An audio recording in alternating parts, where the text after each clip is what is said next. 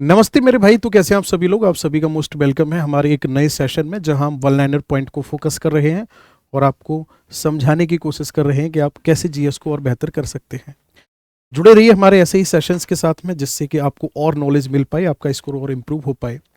चलिए दोस्तों, तो मैं बात करता हूँ वेयर इज सबसे पहले स्टेटमेंट की। तो स्टेटमेंट में कह रहा है where is the Mullaperiyar dam located. Mullaperiyar कोई डैम नहीं है, इसको बेसिकली मुल्ला पेरियर डैम बोला जाता है। यहाँ पर ये एल है। मुल्ला पेरियर बांध कहां पर स्थित है? देखो ध्यान से, एक ये नदी है जिसका नाम है पेरियार। कौन सी नदी है ये? पेरियार। इस पेरियार नदी में एक नदी आके मिलती है, इस नदी का नाम है मुल्ला यार। इन दोनों के संगम पर जो डैम बना हुआ है, इसी डैम को कहा जाता है मुल्ला पेरियार डैम। मजे की बात यह दोस्तों कि ये डैम जो है केरल में लोकेटेड है, लेकिन इस डैम का संचालन कौन करता है? तमिलनाडु करता है, किराया दे करके। तमिलनाडु क्या करता है? इस डैम से 3 नहरों के माध्यम से पानी को ले जाता है अपनी यहाँ की बैगई नदी में, और बैगई नदी में पानी को ले जा करके तमिलनाडु क्या करता है? सिंचाई करता है। आगे बात समझ में? तमिलनाडु क्या करता है? सिंचाई करता है। तो आप लोगों का आंसर क्या हो जाएगा कि ये डैम तो केरल में है, बट इस डैम का संचालन जो कर रहा है वो तमिलनाडु कर रहा है, बदले में केरल को किराया देता है। अब दोनों में इस बात को लेकर के लड़ाई होती रहती है, क्योंकि केरल कहता है कि भाई इसमें पानी ज्यादा मत भरो, डैम टूट जाएगा। अब वही बात है कि भाई अगला पैसा दे रहा है, अगला पानी ज्यादा भरेगा। तो इसलिए ये डैम दोनों के बीच में डिस्प्यूटेड भी है। कौन सा महाद्वीप पक्षियों को समर्पित माना जाता है? यानी किस महाद्वीप में सबसे ज्यादा वर्ड्स या पक्षी पाए जाते हैं? दोस्तों, अगर मैं इस वाले प्रश्न की बात करूंगा तो ये यूपी पीसीएस में भी आ चुका है ये वाला क्वेश्चन। साउथ अमेरिका कॉन्टिनेंट जो है, इसे माना जाता है पक्षियों का महाद्वीप, और इसके पीछे कारण है क्योंकि यहां पर ट्रॉपिकल एवरग्रीन फॉरेस्ट पाए जाते हैं। यहां पर सर्वाधिक घने वन पाए जाते हैं, जिन्हें अमेजन फॉरेस्ट के नाम से जाना जाता है। तो इन जंगलों की वजह से ही यहां पर सर्वाधिक पक्षी पाए जाते हैं। यहां पर एक स्पेशल वर्ड पाई जाती है जिसे कहा जाता है ग्वाना पक्षी। और ये ग्वाना पक्षी का जो वेस्टेज होता है, इसकी जो बीट होती है, इसकी बीट में कुछ बॉक्साइड के कुछ मात्रा में बॉक्साइड पाया जाता है। ठीक है ना? इस चीज को आप लोग ध्यान रखेंगे। Where is the where is the great coral reef located? महान प्रवाल भित्ति कहां पर स्थित है? दरअसल में जब आप ऑस्ट्रेलिया कॉन्टिनेंट का मैप देखोगे तो आपको पता चलेगा कि जो ऑस्ट्रेलिया कॉन्टिनेंट है, इस ऑस्ट्रेलिया कॉन्टिनेंट के इधर साइड में एक सी है जिसे कहा जाता है कोरल सी। कौन सा सी है? कोरल सी है। इसे कोरल सी कहा जाता है। ये कोरल सी के में ही बनी हुई है कोरल सेडिमेंट डिपोजिशन से world's largest great barrier reef. आगे बात समझ में? ये महान प्रवाल भित्ति बनी हुई है। अब दोस्तों, यहां होता क्या है, मेरी बात को बहुत गौर से सुनना। दरअसल में ग्लोबल वार्मिंग की वजह से लगातार टेम्परेचर बढ़ रहा है। लगातार टेम्परेचर बढ़ने की वजह से जो कलरफुल कोरल हैं वो कन्वर्ट हो रहे हैं व्हाइट कलर में। इसी प्रोसेस को कोरल ब्लीचिंग कहा जाता है, प्रवाल विरंजन कहा जाता है। यानी कि ग्लोबल वार्मिंग की वजह से लगातार इसका नुकसान हो रहा है। और नुकसान ज्यादा कहां पर है? नॉर्थ में नुकसान ज्यादा है, और साउथ में देखा जाए तो नुकसान कम है। और ये ऑस्ट्रेलिया के किस स्टेट के अंतर्गत आती है? तो तब आपका आंसर होगा ये आती है क्वींसलैंड के अंतर्गत। ओके, चलिए जी। In which country is the Jaffna peninsula located? किस देश में जाफना प्रायद्वीप स्थित है? तो देखेंगे ध्यान से। अगर मैं जाफना कंट्री की बात करूंगा तो यह है श्रीलंका। श्रीलंका की अगर मैं आपसे बात करूंगा तो दोस्तों ध्यान से सुनना, जो ये वाला पॉइंट है श्रीलंका का, इसे कहा जाता है जाफना पेनिनसुला। इसको कहा जाता है जाफना प्रायद्वीप।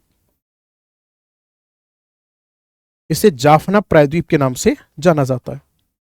दोस्तों, जो ये जाफना प्रायद्वीप है, इसकी अगर मैं आपसे बात करूंगा तो ये जाना जाता है किस चीज के लिए? ये जाना जाता है लिट्टे नामक संगठन के लिए, एक आतंकवादी संगठन जिसने राजीव गांधी जी की हत्या कर दी थी।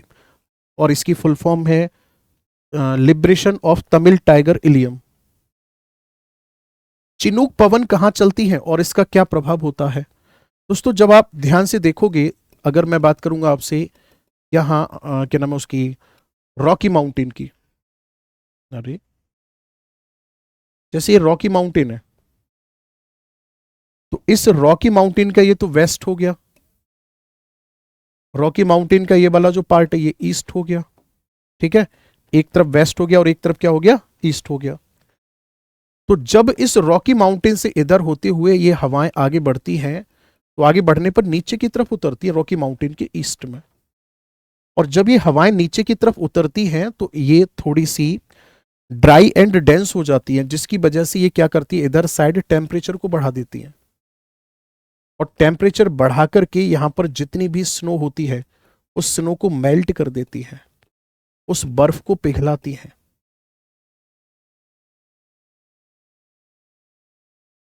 ये क्या कर देती है, बर्फ को पिघला देती है। जब ये बर्फ को पिघला देती है तो तब इसी वजह से यहां पर क्या होता है, ग्रीन ग्रास जो होती है, ग्रीन ग्रास स्प्राउट होती है, यहां पर हरी घास उगती है।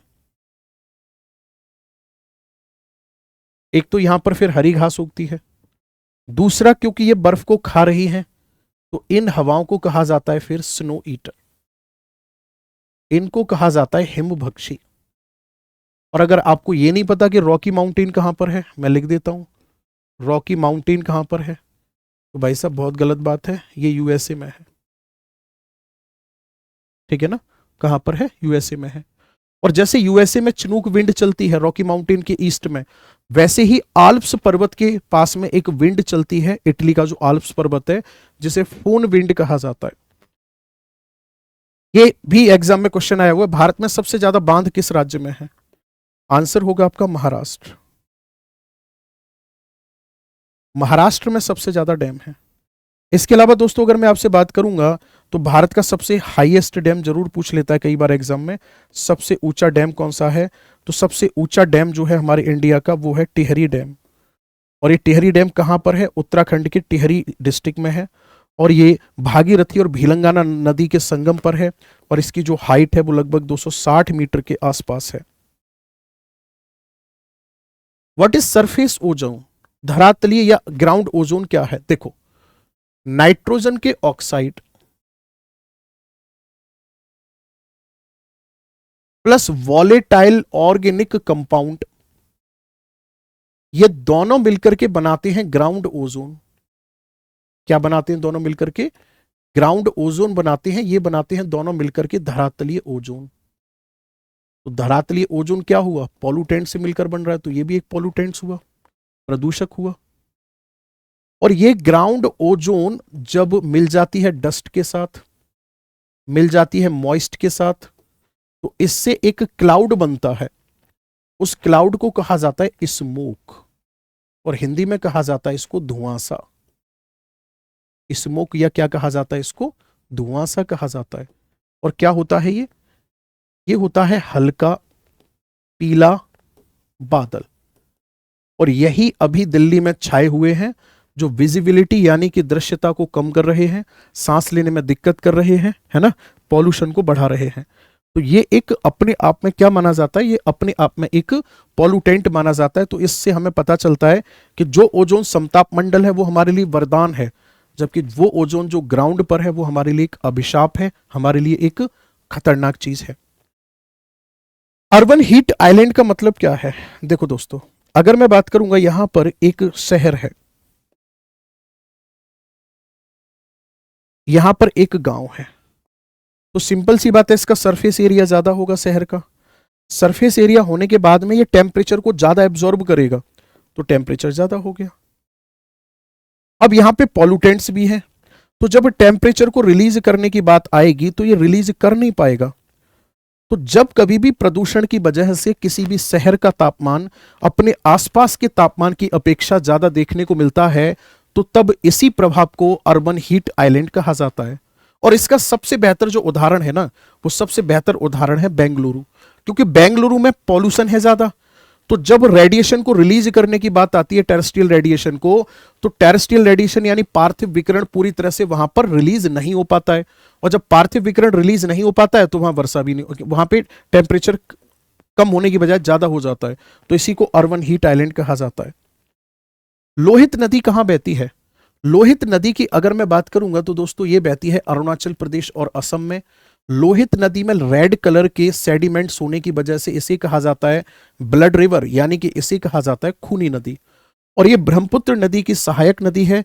इसी पर भूपेन हजारिका ब्रिज बना हुआ है, जिसे सदिया ढोला ब्रिज के नाम से भी जाना जाता है। और ये ऐसा ब्रिज है जो कि असम और अरुणाचल प्रदेश को कनेक्ट करने का काम करता है। सोलर फ्लेयर्स या सौर ज्वाला क्या है? दोस्तों मान लो ये सूर्य है, तो सूर्य से कई बार ऐसा होता है कि गर्म इलेक्ट्रॉन का एक तूफान उठता है, ठीक है ना। ये क्या है, मैं लिख देता हूं।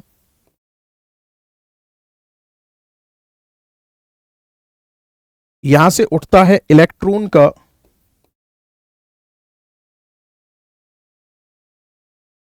गर्म तूफान। इलेक्ट्रॉन का जो गर्म तूफान उठता है, जिस पॉइंट से ये उठता है ना, उस पॉइंट को क्या कहा जाता है? उस पॉइंट को कहा जाता है गुरु सन स्पॉट, सौर कलंक कहा जाता है। तो सूर्य से जब आग की लपट बाहर निकलती है तो ये सोलर ज्वाला होगी, सौर ज्वाला हो गई। अब यहां हमारी अर्थ है, और हमारी अर्थ का अपना मैग्नेटिक फील्ड भी है ना। तो ये सौर ज्वाला जब हमारे अर्थ के एटमॉस्फेयर की तरफ आती है, तो एटमॉस्फेयर इसको डाइवर्ट कर देता है पोल्स पर, और फिर ये यहां पोल्स पर पहुंच करके रंगीन प्रकाश उत्पन्न करती है। और इसी रंगीन प्रकाश को नॉर्थ पोल और साउथ पोल पे अलग अलग नाम से जाना जाता है। यहां पर इसे कहा जाता है अरोरा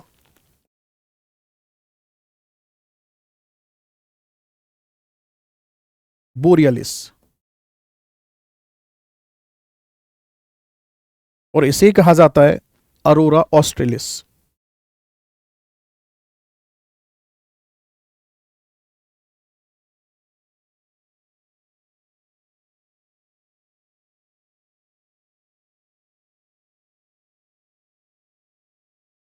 ठीक,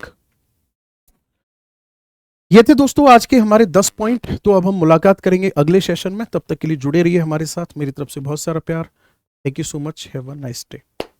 और अब तो खुश हो, रेगुलर क्लास हो रही है अब तो।